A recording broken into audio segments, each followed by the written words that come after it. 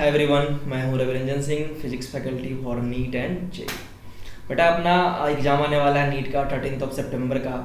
तो काफ़ी सारे स्टूडेंट्स मुझसे पूछ रहे थे कि सर एग्ज़ाम हॉल में क्या करना चाहिए क्या नहीं करना चाहिए, इस पर आप वीडियो दे दो मुझे, है ना।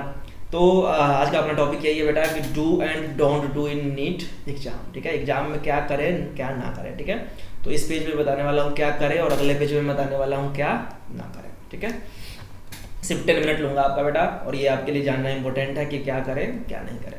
देखो, सबसे पहला जो पॉइंट हमने रखा है बेटा इसमें कि कीप फेथ इन योरसेल्फ। ठीक है, आपको अपने अंदर फेथ होना चाहिए, अपने पे कॉन्फिडेंस होना चाहिए। बेटा यहाँ पे दो वर्ड है, एक है कॉन्फिडेंस, एक है ओवर कॉन्फिडेंस। ठीक है, क्या डिफरेंस है दोनों में बताता हूँ मैं। कॉन्फिडेंस मीन्स मैं कर सकता हूँ, मेरे पास इतनी कैपेबिलिटी है, मेरी इतनी प्रिपरेशन है कि मैं कर सकता हूँ, इसको कहते हैं बेटा कॉन्फिडेंस। और सिर्फ मैं ही कर सकता हूँ, इसे कहते हैं ओवर कॉन्फिडेंस। ठीक है, या मैं ही टॉप करूंगा तो ओवर कॉन्फिडेंस वाली बात हो जाएगी। कभी भी टॉपर्स भी ये नहीं कहते कि मैं ही तो टॉप करूंगा, है ना। ठीक है, इसको ओवर कॉन्फिडेंस कहा जाता है। ठीक है बेटा, तो आपको अपने ऊपर फेथ रखना है कि आपने जितना पढ़ा हुआ है उससे आप 600 प्लस स्कोर कर सकते हैं। जितना आपके टीचर ने पढ़ाया है, जितना आपके कोचिंग वालों ने पढ़ाया है, जितना आपने पढ़ा है, उसके हेल्प से आप बेटर स्कोर कर सकते हैं, अच्छे स्कोर कर सकते हैं। सारे क्वेश्चन हार्ड नहीं आने वाला है, इजी भी आएगा, मीडियम भी आएगा, हर तरह के क्वेश्चन आएंगे और आपको इजी मीडियम पे पूरा पूरा कमांड है, आप उसको कर देंगे। ठीक है, सबसे पहली पॉइंट कि आपके अंदर पॉजिटिव सोच रखना है कि आपको आता है ना। ये नहीं कि आप सोच लो कि नहीं मुझे तो कुछ नहीं आता है। जब अंदर नेगेटिव एनर्जी आ जाएगी बेटा, फिर तो आप पहले ही हार जाओगे। ठीक है, लड़ाई लड़ने से पहले ही आप हार जाओगे अगर आप ये मान के चल रहे हो कि आपको नहीं आता है। Correct. The first thing is confident हो जाइए, अपने अंदर विश्वास रखिए, अपने ऊपर विश्वास रखिए। ठीक है, सेकेंड पार्ट है बेटा कि बी कूल एंड काम। ठीक है, होता क्या है कि एग्जाम हॉल में बड़े लोग बच्चे पैनिक रहते हैं ना, ये OMR कहाँ है, तो पेन निकालो, पेंसिल निकालो, इधर उधर ताक झांक, है ना, जल्दी जल्दी क्वेश्चन पढ़ लूँ। तो उस केस में अगर आप शांत नहीं रहोगे, आप पैनिक हो गए, ठीक है, पानी पीने इधर उधर कर रहे हो आप, तो उस केस में फिर आपका क्वेश्चन जो है, आप एक तो खुद भी ऐसा तब कर रहे हो जब आपको खुद नहीं आ रहा है। ठीक है, तो आप अपना भी वेस्ट कर रहे हो, आप करियर अपना भी बर्बाद कर रहे हो टाइम, और दूसरे वाले का जिन्होंने बेचारे तैयारी किया हुआ है 2 साल 1 साल 3 साल, है ना, लास्ट अटेम्प्ट हो किसी का, उनको भी आप परेशान करोगे। ठीक है, तो एकदम शांति बना रखें, बी कूल एंड काम। ठीक है, चलो ये तो हो गई हमारी पहले की। अब जब पेपर आपको मिल गया तो बेटा रीड पेपर केयरफुली। सबसे पहले पेपर को ध्यान से पढ़ना है। बच्चे 180 क्वेश्चन होता है, 4-5 क्वेश्चन तो गलत पढ़ लेते हैं। ठीक है, क्वेश्चन रहता है which of the following is incorrect, उनको लगता है करेक्ट पूछ रहा है, पहला ही ऑप्शन पढ़ते हैं, पहला ही ऑप्शन करेक्ट रहता है। ठीक है, वो टिक मार देते हैं, जबकि उन्होंने इनकरेक्ट पूछा था। ठीक है, तो ध्यान रखना कि कौन सा इनकरेक्ट वर्ड। ठीक है, which of the following is not showing this property, तो वो नॉट शोइंग कह रहा है, ना कि शोइंग कह रहा है। ठीक है, और ऐसे क्वेश्चन 180 में 5 रहेंगे। ठीक है, तो 5 मतलब 25 नंबर का नुकसान हो सकता है अगर आप ठीक से पेपर नहीं पढ़ो तो। समझ रहे हो ना कैसे? 4 नंबर जो आने वाला था बेटा, एक क्वेश्चन के गलत होने से 5 मार्क्स का नुकसान होता है। 4 नंबर जो आपको आने वाले थे वो नहीं आए, एक और कट गए आपके हिस्से से, नेगेटिव मार्किंग है इसलिए। ठीक है, तो 5 क्वेश्चन अगर आपने इधर उधर कर दिया बेटा तो 25 नंबर, और 25 नंबर से तो बहुत कुछ हो सकता है, आपको पता ही है ना, कितने कितने रैंक ऊपर नीचे हो जाता है। ठीक है, चलिए सबसे पहला क्या है बेटा, थर्ड क्या पॉइंट हमारा, रीड पेपर केयरफुली, एकदम ध्यान से पढ़े। नॉट वर्ड, इनकरेक्ट वर्ड, ऐसे वर्ड को पहले ही लाइन मार ले कि ये इनकरेक्ट पूछ रहा है, ये नॉट पूछ रहा है, नॉट शोइंग दिस प्रॉपर्टी पूछ रहा है। ठीक है, ओके, तो ये हो गया। फोर्थ पॉइंट वही आपको मैंने बताया कि कीप इन माइंड, सबसे पहली बात, डरो नहीं, घबराओ नहीं, दिमाग में ये रखो कि सारे क्वेश्चन हार्ड नहीं हो सकते, इजी भी होगा पेपर, मीडियम भी होगा। ठीक है, तो उसको ढूंढ ढूंढ के पहले करोगे आप, है ना, ढूंढ ढूंढ के इजी और मीडियम वाले को आप पहले करोगे। Keep in mind all question can not be hard. ठीक है, चलिए इसके बाद जो बच्चे प्रॉब्लम करते हैं वो ये कैलकुलेटिव वाले पार्ट में क्या करना है बेटा, आपको सपोज करोगे ये 5th नंबर क्वेश्चन दिया हुआ है। ठीक है, यहाँ से यहाँ तक, तो आप 5th नंबर का जो कैलकुलेशन है बेटा, वहीं पे लेफ्ट और राइट में जगह रहता है। ठीक है, सपोज कर लो कि ये हमारा क्वेश्चन पेपर है ना, तो यहाँ लेफ्ट और राइट में स्पेस जगह खाली रहता है बेटा। ठीक है, तो यही आप ट्राई करोगे कि वहीं बगल में सॉल्यूशन हो जाए, अगर प्रॉब्लम 2 और 3 लाइन सॉल्यूशन का है। ठीक है, अगर ये लेंदी है तो मैं ये बता रहा हूँ ऑफलाइन एग्जाम के लिए, जेई वालों का तो ऑनलाइन होता है, वहाँ पे फिर वो अलग सीट मिलता है उसको। ठीक है, अगर लेंदी कैलकुलेशन इन्वॉल्व है, यहाँ पे नहीं हो रहा है बेटा, तो बुकलेट के लास्ट वाले पेज पे खाली होता है पेज। ठीक है, तो वहाँ पे आप करेंगे, लेकिन वहाँ पे आप बेटा नंबरिंग देंगे कि मैं 5th नंबर क्वेश्चन का यहाँ पे कैलकुलेशन कर रहा हूँ, ताकि आप जब अगले 40 मिनट में रिव्यू करो, लास्ट के 40 मिनट में आप जो रिव्यू करो तो आप यहाँ पे उसी के आगे प्रोसीड कर सको। मतलब आपने 3 लाइन तो ऑलरेडी किया हुआ था, अगले 4th लाइन से आप प्रोसीड करो, उस क्वेश्चन को आगे बढ़ाओ, ठीक है।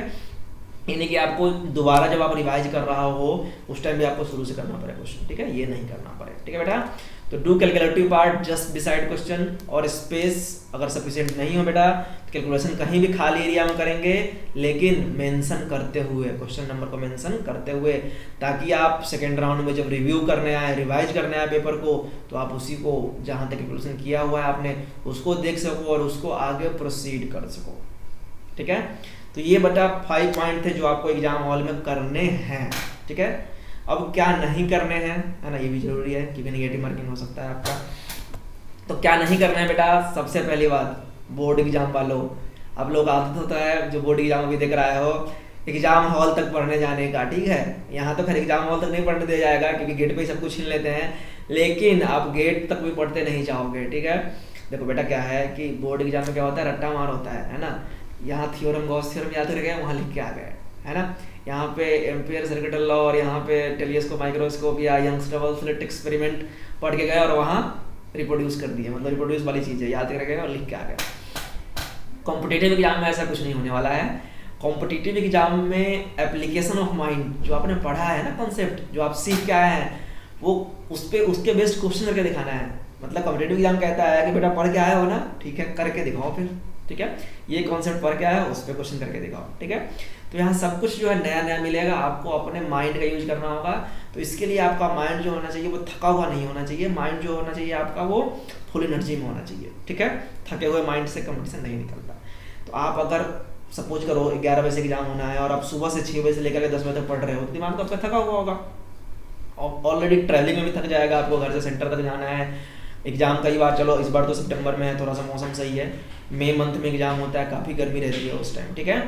तो आप बेटा एग्जाम सेंटर तक पढ़ते हुए नहीं जाओगे, ठीक है। अगले दिन मतलब सपोज 13 को एग्जाम है तो 12 को आप 7 बजे 8 बजे तक खाना पीना खा करके जो पढ़ना है खत्म करके कॉन्फिडेंट में आ जाओगे, अब हमने पढ़ लिया, अब मुझे बहुत कुछ आता है, 8-9 बजे खाना खा के सो जाओगे आप, ठीक है।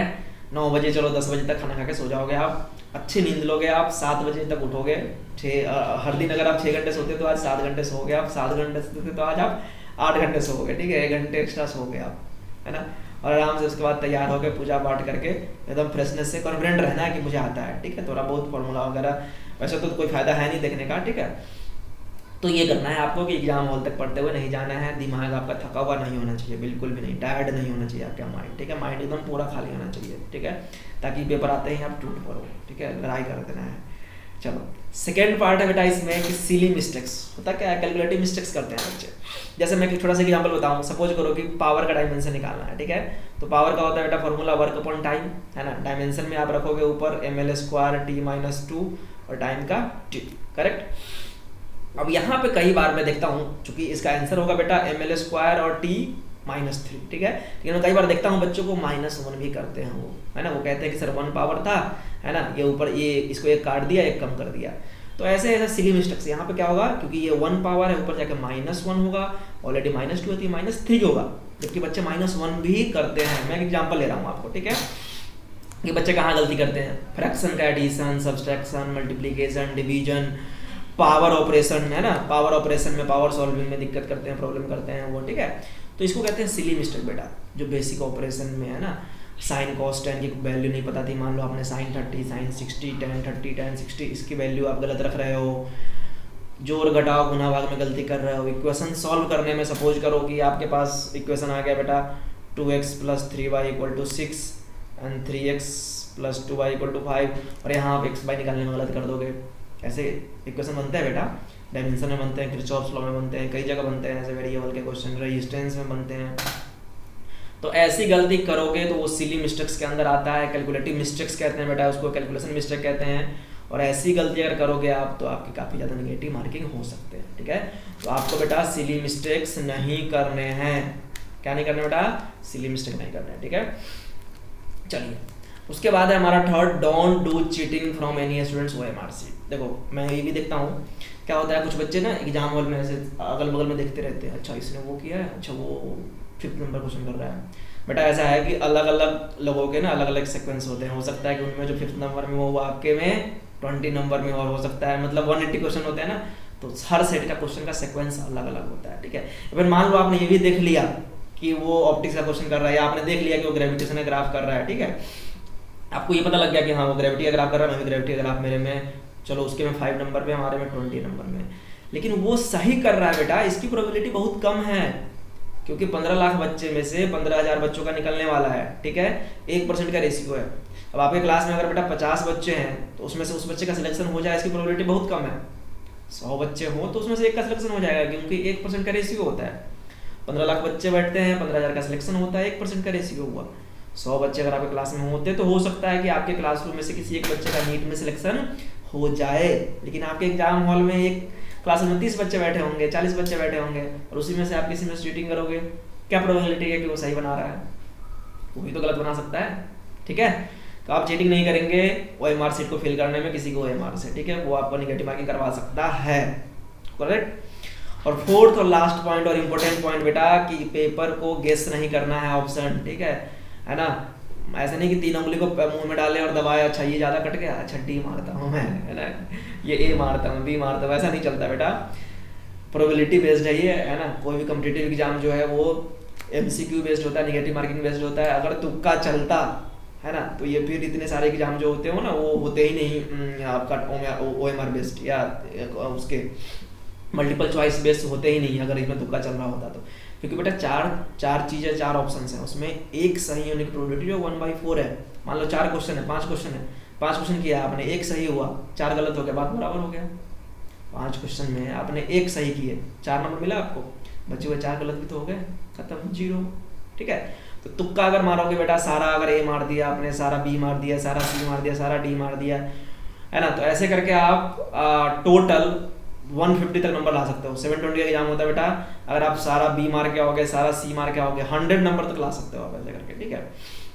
इससे ज़्यादा नहीं ला पाओगे आप, ठीक है। तो अगर आपको 100 नंबर चाहिए तब तो आप बेटा करके आना, पूरा A मार देना, पूरा B मार देना, ठीक है।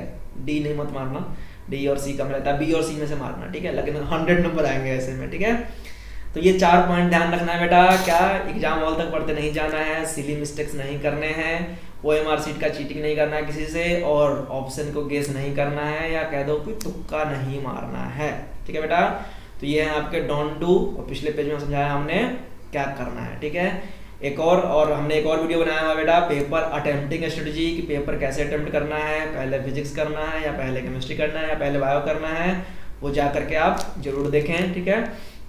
आई बटन पे भी दिख रहा होगा वो वीडियो आपको, वहाँ से आप देखें। और एक और मैसेज जो मैं जाते जाते देना चाहता हूँ, मैं चाहता हूँ कि आप में से सब लोग 550 प्लस 600 प्लस लाओ, ठीक है। लेकिन 15,000 बच्चे का ही पॉसिबिलिटी है, क्योंकि 15,000 सीट है, 20,000 सीट है, ठीक है।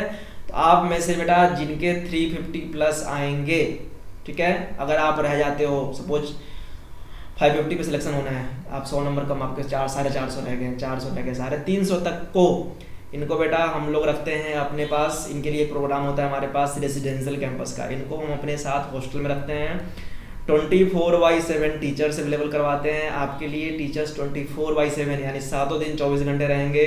आपको जितना भी प्रॉब्लम पूछना है, जितना भी कॉन्सेप्ट क्लियर करना है, जितने भी प्रैक्टिस करने हैं, आपको करवाया जाएंगे और आपका सिलेक्शन करवाया जाएगा, ठीक है। और ये हम लोग ऑफलाइन प्रोग्राम में चला रहे हैं, हमारे पास ग्रेटर नोएडा में कैंपस है इसका, इंस्टीट्यूट का, तो वहाँ पे हम 350 प्लस वालों के लिए ये प्रोग्राम रन कर रहे हैं, ठीक है। तो पहले आप लोग एग्जाम दीजिए, नंबर दिखता है कितना आता है, उसके बाद आप हमसे कांटेक्ट कर सकते हैं, ठीक है बच्चों। Best of luck for NEET 2020 exam, okay.